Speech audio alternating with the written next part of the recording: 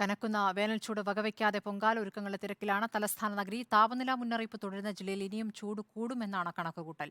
ഭക്തർക്ക് കുടിവെള്ള ലഭ്യതയടക്കം ഉറപ്പുവരുത്താനുള്ള ക്രമീകരണങ്ങൾ സജ്ജമാണ്.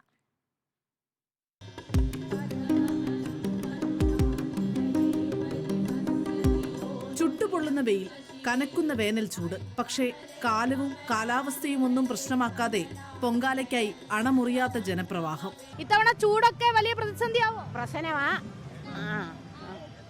എവിടുന്നാ ചേച്ചി? ഞങ്ങള് കൊല്ലം പ്രാക്കളം. എല്ലാ വർഷവും വരാറുണ്ട്. ചൂടൊക്കെ പ്രശ്നമാണ്. ഭയങ്കര പ്രശ്നങ്ങളാണ്. കനത്ത ചൂടായതിനാൽ കുടിവെള്ളം ഉറപ്പുവരുത്താൻ പ്രത്യേക സജ്ജീകരണങ്ങൾ. ദേഹാസ്വാസ്ഥ്യം അനുഭവപ്പെട്ടാൽ മെഡിക്കൽ സംഘത്തിന്റെ സേവനം. തണ്ണീർ പന്തലുകൾ.